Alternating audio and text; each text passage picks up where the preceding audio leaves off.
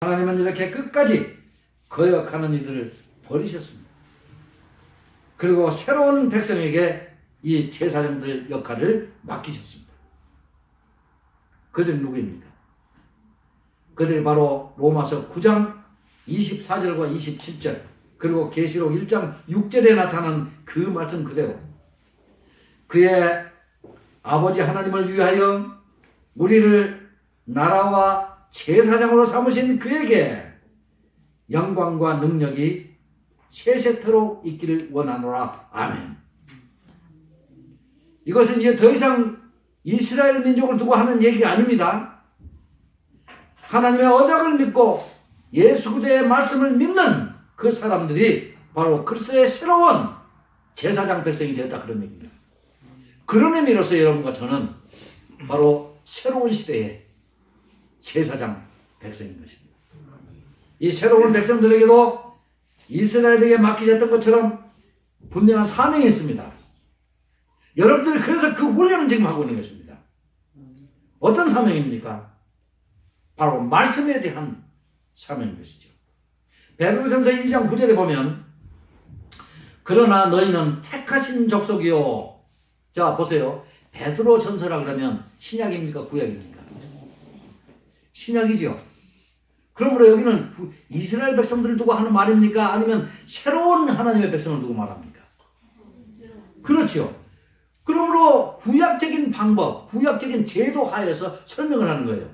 너희는 택하신 족속이요, 왕같은 제사장들이요, 거룩한 나라요, 그의 소유가 된 백성이니 이는 너희를 어두운 데서 불러내어 그의 기이한 빛에 들어가게 하신 이의 아름다운 덕을 선포하게 하랴. 믿습니까? 이 새로운 사명을 올바로 이해하고 있는 사도 바울은 이렇게 말합니다. 로마서 15장 16절에서요. 이 은혜는 곧 나로 이방인을 위하여 이 이방인을 위하여는 유대인들이 버리고 있었고 잊어버리고 있었고 또 배척하고 있었던 그 사람들 말하는 거예요. 그걸 생각나게 하는 거죠. 지금 이방인들을 위하여 그리스도 예수의 일꾼이 되어 하나님의 복음의 제사장 직분을 하게 하사 이방인을 제물로 드리는 것이 성령 안에서 거룩하게 되어 받으실 만하게 하려 하십니다. 그것을 위해서 자기가 택함을 받았다는 것이죠. 무슨 말입니까? 이방인을 제물로 삼아서 하나님 앞에 바치라는 얘기예요. 제물로 바치라. 이스라엘은 자신들도 구별하여 거룩하여 구별되지 못했고 제사장 백성의 역할도 못했으며 흩어진 이방 백성을 또 데려오지 못했습니다. 그러니까 아무 사명도 못한 것입니다. 오히려 걸림돌이 되었던 것입니다. 에스겔이나 다니엘, 이사야 선지자가 그래서 이스라엘 향해서 이렇게 말합니다. 너희가 그 언약을 이행치 않았다.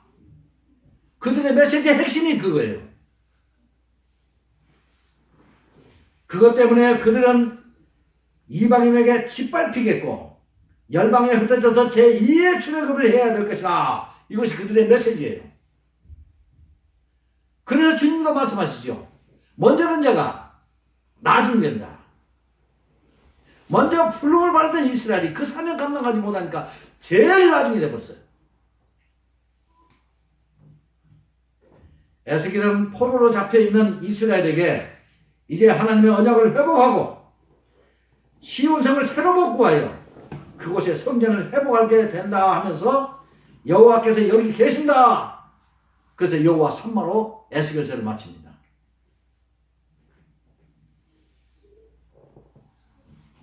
그러니까 에스겔 시대에도 완성될 하나님의 나라는 밑그림이 다 나타나 있지 않습니까? 이렇게. 그러나 진정한 이스라엘의 회복은 스룹바벨이 세운 새로운 성전을 재건하여 회복되는 것이 아닙니다. 약속된 메시아의 오심으로 완성이 되는 것입니다. 그래서 지금은 예배당을, 교회를 하나님의 성전이다 이렇게 말하는 것, 성전이다 이렇게 말하는 것, 나는 문제가 있다고 봅니다. 꼭 구약을 생각나게 해요.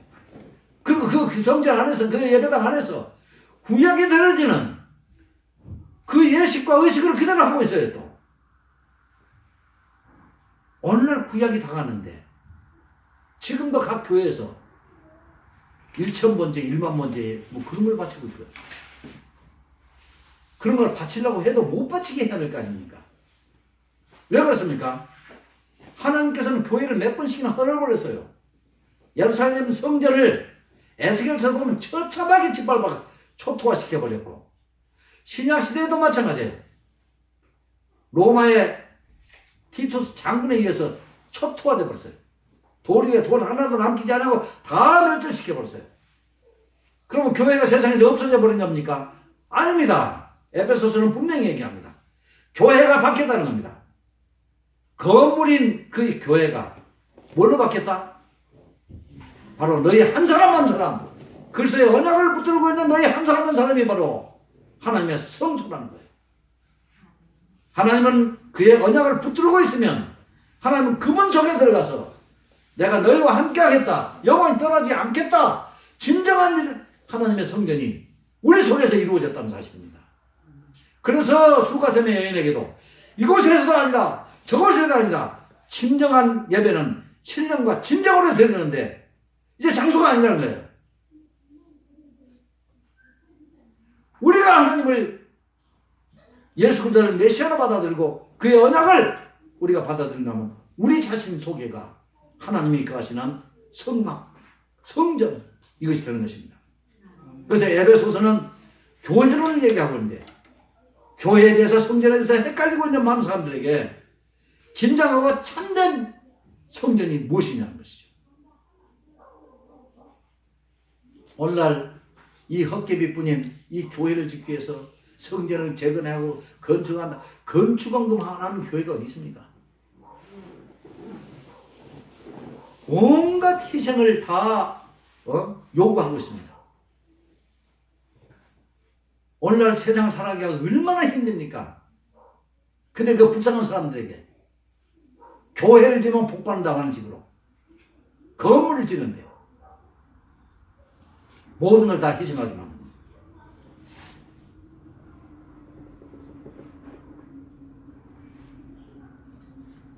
그래서 말라기 선지자는 구약을 마감한 그 엄숙한 시간 이렇게 말합니다. 의로운 태왕이 떠올라서 바로 그때야 하나님 나라가 회복이 된다는 것이죠. 그때로 바로 예수가 오시는 그 시대에, 그 시기에 그 의로운 시기가 완성이 된다는 것입니다. 첫 번째로 전 성경의 중심 사상은 그리스도를 통한 하나님의 나라 회복, 건설을 목표로 하고 있다.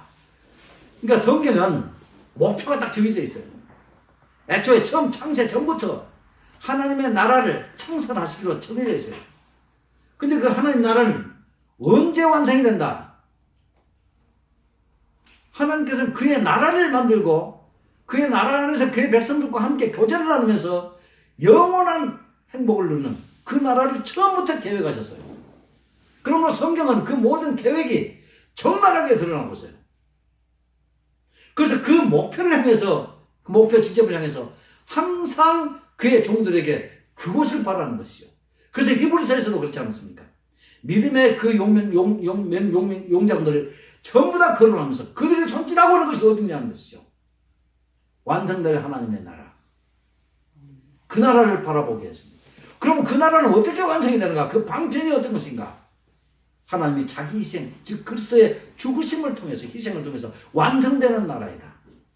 근데 그 나라가 완성이 되기까지 하나님께서 든든하게 보장해 주셔서, 그 보장이 무엇이냐면 언약입니다.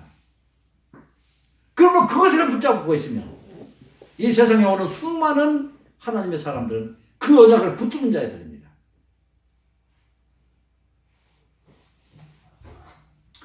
얼핏 보면 신약과 구약은 현재의 다른 옷을 입고 있는 것 같습니다.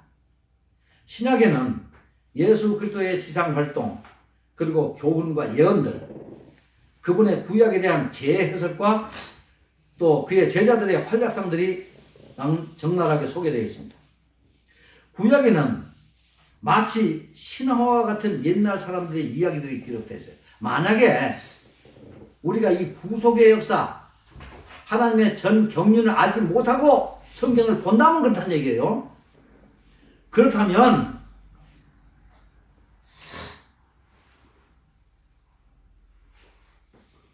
신화처럼 보이는 것도 있고 무속적으로 보이는 것들이 성경에 많이 나타나지 않습니까? 구약에.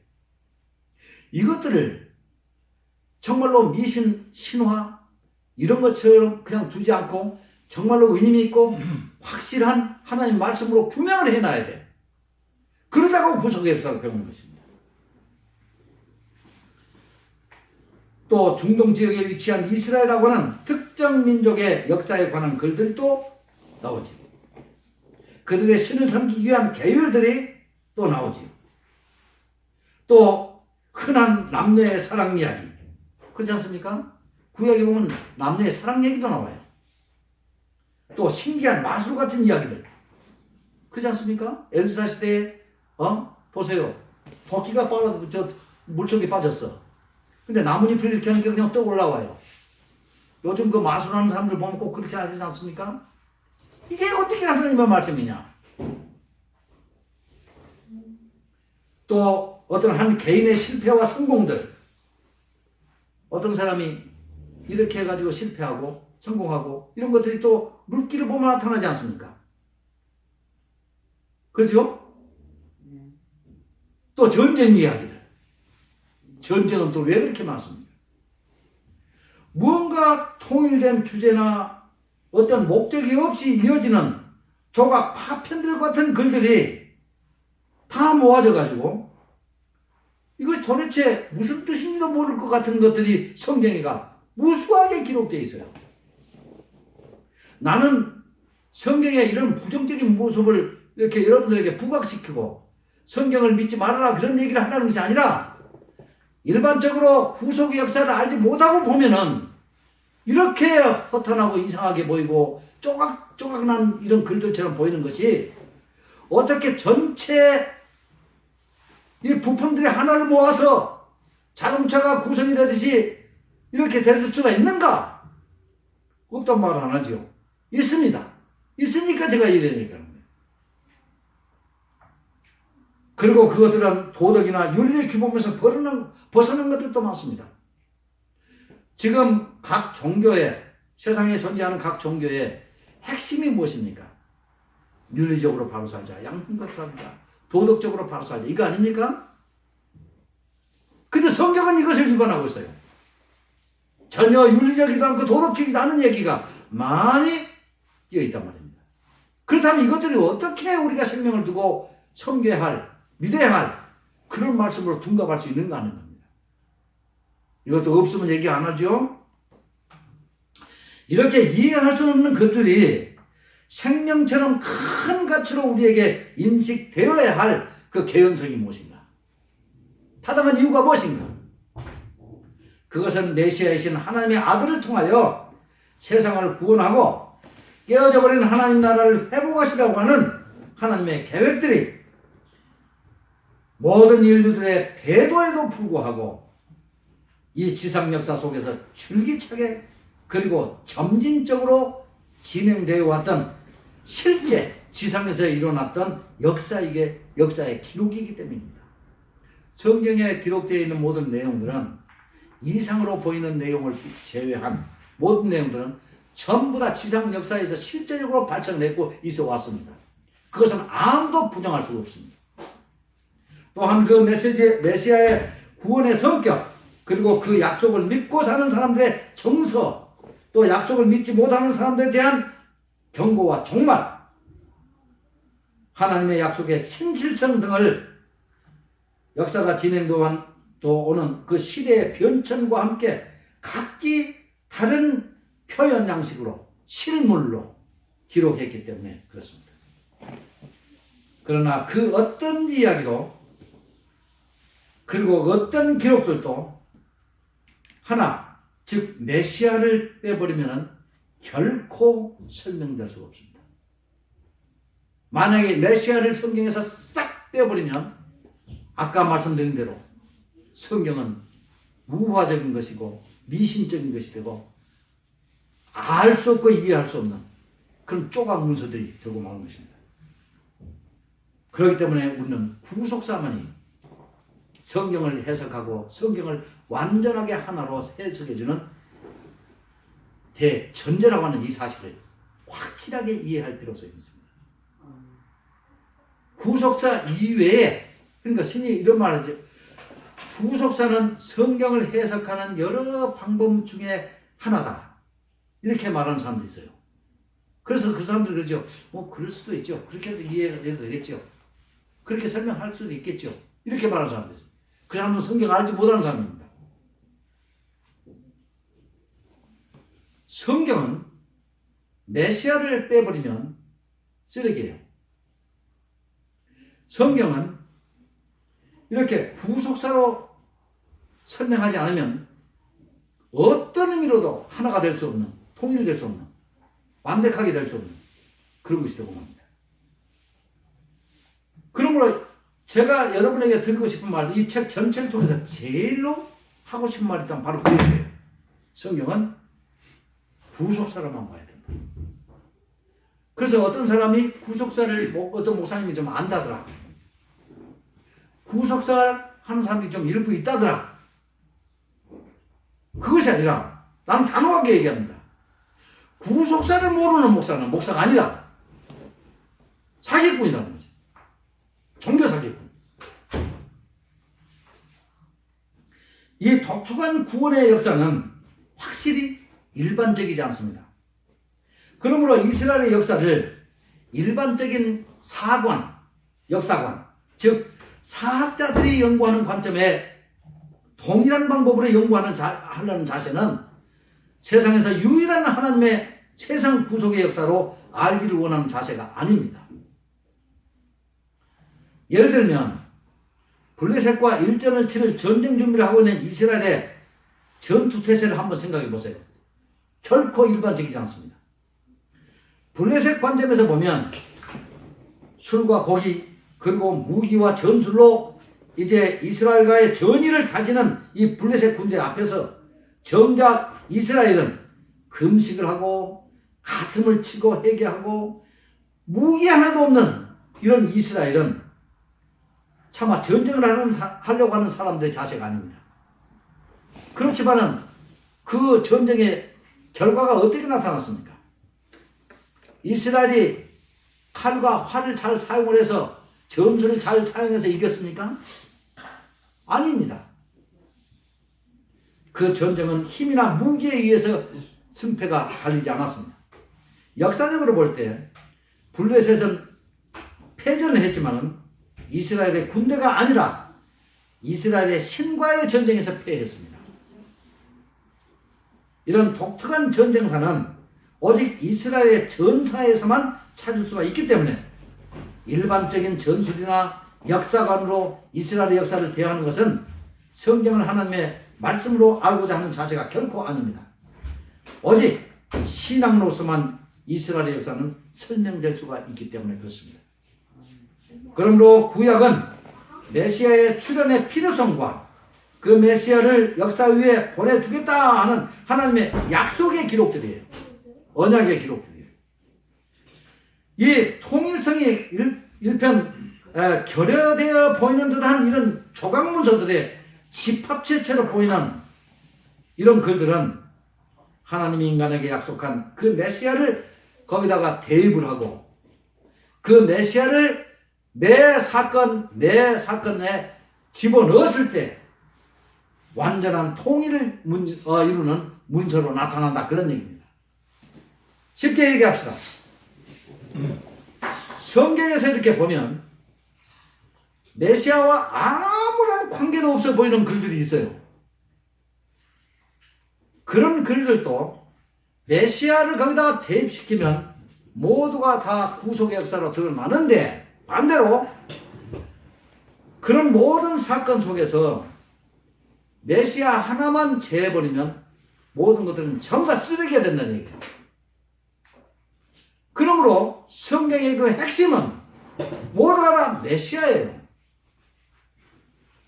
그 메시아에 의해서 어떤 역할을 하고 있는가 하는 것이 성경에 파편처럼 보이는 연약해 보이는 모든 부분들이 메시아가 들어감으로 말미암아서 새로운 빛으로서 광명을 드러내면서 나타난다 그런 의미입니다.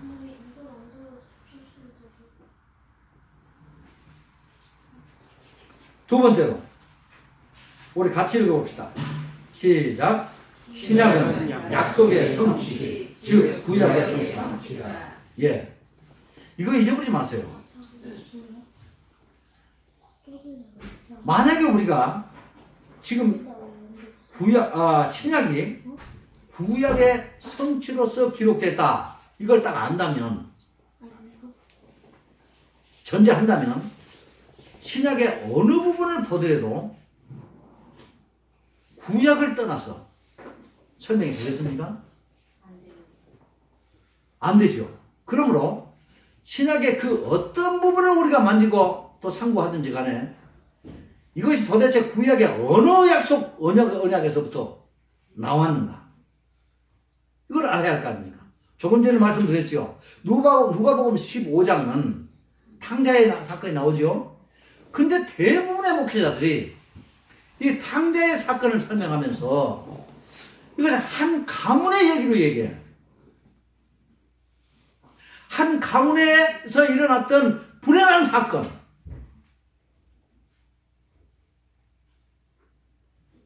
그래서 우리들에게도 그것을 그대로 대입을 합니다. 탕자가 못된 짓을 했으니까 우리는 하지 말아야 되고, 큰아들이 불평을 했으니까 우리는 하지 말아야 되고, 그러죠? 그런 가정사로 봐버리면 구약이 어디서 들어갑니까? 아까 말씀드렸죠? 맏아들 그리고 작은아들이 어떤 역할을 하고, 그 가정사가 아니라 바로 지금 하나님의 세상, 하나님 가정에서 일어나는 얘기예요. 이런 얘기를 구약을 배경하지 않았고, 구약에는 우리의 타락으로부터 시작해서 모든 것이 적나라하게 다 드러나죠. 그리고 구약은 이 타락 깨어져버린 하나님 나라가 어떻게 회복이 되는가, 회복을 시켜줄 것이라는 약속이 구약에 있지 않습니까? 그러면 여기 누가복음 15장도 바로 구약을 배경으로 했을 때 설명이 되지 않습니까? 그래요, 안 그래요? 이거를 철두철미하게 생각을 해야 돼. 이거 공식이에요.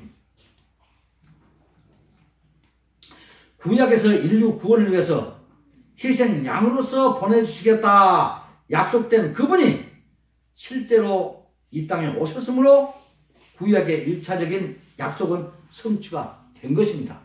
그렇죠? 아브라함에게 약속하셔서 네 씨로 말미암아서 그랬죠. 근데 그 씨가 왔지 않습니까? 또 창세기에서도 그랬죠.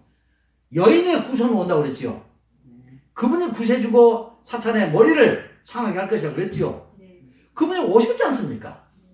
그러므로 구약은 예수님의 오심으로 말미암아서 성취가 되었죠.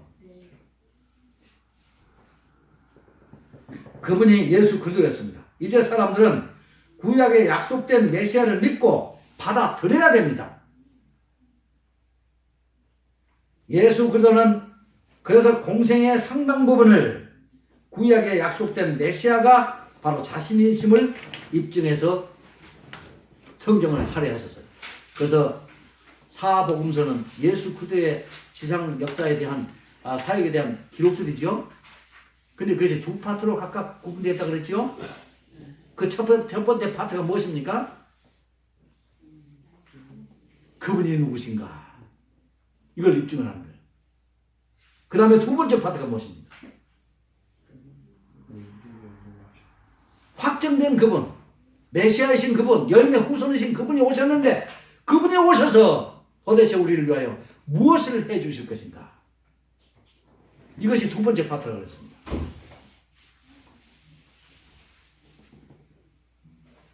그런데 말이죠, 우리가 이 사건을 가지고도 오해하는 부분들이 있어요. 다시 말하면 예수님의 칭호에 관한 문제를 가지고 이 신약 성경의 이 큰 두 파트를 흐리려고 하는 사람들이 있어요. 하나님의 구속의 계획을 흐리려고 하는데, 그런 의미로서 예수님의 그 호칭을 거론해요. 근데 이것이 잘못됐다는 걸 지금부터 얘기하려고 합니다. 예수님은요, 자기 자신을 내가 주다, 그리스도다, 하나님의 아들이다, 이런 칭호를 쓰지 않았어요. 직접적으로 안 했단 말이에요. 그러면 이 칭호는 누가 그에게 주었냐 그러면 사람들이 예수님에게 붙였어. 예수님 스스로는 쓰지 않으셨어요. 항상 혹은 그 사람의 아들이라는 칭호를 쓰였어요. 근데 이게 미세해 보이기 때문에 신학자들이나 깊이 연구하는 사람들이나 이거 상관할 일이지 우리에게는 상관없는 것처럼 보여지죠. 근데 이런 것들이 이런 사소한 것에서부터 명칭에서부터 이렇게 흐려지고 그걸 통해서 다른 얘기를 하려고 하는 사람들이 많아요. 그래서 이 칭호가 무슨 뜻인지를 알면 예수님 스스로 가져오신다고 주장한 구원이 어떤 것인지를 알 수가 있습니다. 예를 들어서 인자라는 칭호는 예수님의 인성을 강조하고 하나님의 아들이라는 칭호는 예수님의 신성을 강조한다. 이렇게 주장을 하는 사람들이 신학자들이 굉장히 많습니다. 그것은 잘못된 것이죠. 왜 잘못됐냐 그러면 옛날 고대 교회로부터 그렇게 가르쳐 왔는데 그것은 그 고대 교회라는 교회가 히랍 사람들이었어요. 히랍이 어디입니까? 그리스. 신약 성경이 어느 언어로 기록되어 있습니까? 헬라, 그리스죠. 그들이 히브리어를 사용하는 사람들이 아니었단 말이에요. 그래서 히브리어의 수거가 무슨 말인지를 알아듣지 못해서 고대 교회로부터 이렇게 잘못 가르쳐 왔었어요. 두 번째 오해는 인자라는 칭호가 유대 문서, 특히 묵시문학에 유행했던 메시아에 대한 한 칭호였다 이렇게 주장하고 그래서 예수님께서 스스로 이렇게 자기 자신을 불러서 곧 메시아라고 밝혔다 이렇게 주장하는 책들이 있는데 그렇지가 않습니다. 왜 그러냐? 이 말은 도대체 쓰인 적이 없어요. 유대 문서에서 보면 이런 말이 나와요. 사람의 아들이라는 표현이 들어 나옵니다. 특별히 그 시가서에 더 많이 나와요. 예수님은 처음으로 그라고 하는 관사를 사람의 아들이라고 하는 말에 붙여가지고 한 칭호로 만들었어요. 그 사람의 아들. 그러니까 앞에서 말하는 그는 이게 지시 관사예요, 관사.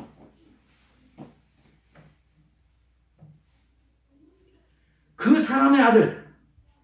이렇게 이상한 칭호의 의미에 대해서 열쇠는 뭐냐 그러면 그라는 지시관사에 있어요. 유대 문서에 사람의 아들이라는 말이 자주 나와요. 근데 이 말은 특별히 우리가 얼른 알수 있는 건 뭐냐면 누굽니까 바벨론에 잡혀갔던 불 가운데 들어갔던 다니엘서에 보면 나와요. 그러니까 이 말은 단순히 한 사람이라는 뜻이에요. 그냥 한 사람. 이것은 셈족 언어에 나오는 수거인데 칭호가 아니었어요. 근데 칭호로 불러버리면 안 된다 그런 말입니다. 예수님은 그라고 하는 관사를 붙임으로 자기가 어느 특정한 사람이라 이것을 지적해서 비로소 그 자와 더불어서 사람의 아들이라고 하는 하나의 칭호가 되었습니다. 이렇게 깊이 생각하지 않아도 됩니다. 그러나 이 문제를 왜 거론했냐 그러면 이런 명칭의 문제를 가지고 성경을 다른 각도로 말하자면 유도하려고 하는 그런 의도를 가진 사람들이 그렇게 쓰고 있다는 사실이에요. 이 말은 시편 8편에도 나오고 에스겔서에도 많이 나옵니다. 다니엘이 환상 가운데 하나님을 보고 구름을 타고 오는 한 분을 보는데 사람의 아들같이 생겼다. 여기서 사람의 아들이라는 말은 칭호가 아니라 한 분이 나타났는데 사람 같이 생겼더라. 그런 말입니다. 그분이 구름을 타고 왔다는 점에서 우리는 그분이 바로 신적 존재임을 알 수가 있습니다. 왜 그렇습니까? 성경은 구름을 타고 온다고 누가 온다고 했을 때 언제나 보면 하나님께서 오실 때만 그렇게 말해요. 천사가 나타날 때 구름을 타고 나타나다 이런 말은 성경에 없어요. 성경에는 구름이 나타나는 형상은 그런 현상은 하나님이 나타날 때만 언제나 쓰고 있다 하는 사실입니다. 예수님은 구약에서의 약속된 메시아로 이 땅에 오셨음을 나타내기 위해서 그라고 하는 지시관사를 사용하심으로써 구약의 메시아가 자신에게서 성취되고 있음을 이렇게 증거하신 것입니다. 그러므로 예수 그리스도를 일개 선생이나 선지자 정도로 알고 있는 한은 그에게는 아직도 기다려야 할 메시아가 있어야 할 것입니다. 왜 그렇습니까? 약속된 여인의 후손, 그 메시아는 아직 안 왔거든. 이렇게 믿는 사람이 있습니다. 누굽니까? 유대인들지요. 유대인들은 지금도 예수를 부정하진 않아요. 근데 예수의 신분에 대해서 그가 하나님의 아들이요 기다려야 할 메시아, 구약의 완성을 가져다주는 그분이라고 믿지 않아요. 하나의 선지자로 받아들이고 있습니다. 설교자들이 만약 예수님을 구약의 그 메시아로 받아들인다면 교회에서는 다시는 구약의 냄새를 풍기는 모든 언어를 사용해서는 안 됩니다. 근데 교회가 지금 구약의 모든 그 역사적인 그 무슨 제도나 이름이나 뭐 이런 것들 다 사용하고 있지요?